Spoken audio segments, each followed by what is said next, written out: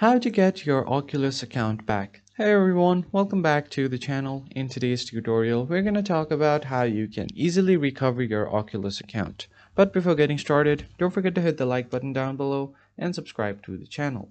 So if you're trying to use your Meta headset or your Meta Quest and you're not able to log into your Meta Quest account or your Oculus, then you'll have to recover your account. For that, you first need to head over to Oculus sign up or sign in and just head over to MetaQuest store. Then you'll be prompted to log in or sign up for a new account. So for this, you can just tap on the login page at the top right corner and tap on login to existing account. And once you have done that, you will be taken to another page. So here you can either continue with your Facebook, your Instagram, or your email. I'm just going to continue with my email right now. So I'm just going to enter mine right here. And after you have done that, tap on next.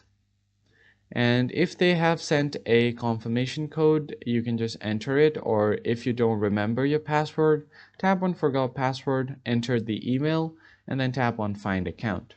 Now they'll send you a confirmation code either way, and you'll just have to open up your email right here. And once you open up your email, you'll just have to enter the code that you've just gotten and reset the password. So here is a code that I've just gotten from Meta. So I'm just gonna go ahead and copy this and paste it right here as my confirmation code. And once you have entered the code, so just go ahead and paste it right here and tap on continue. And if the code is not valid, then it won't show you what it won't let you continue. So make sure that you enter a valid code. So here is the confirmation code that I've just gotten from Meta, which I'm just gonna copy like this and then paste it right here. So I'm just gonna paste and then tap on continue. And if the code is valid, then you'll be asked to create a new password, and it's as easy as that.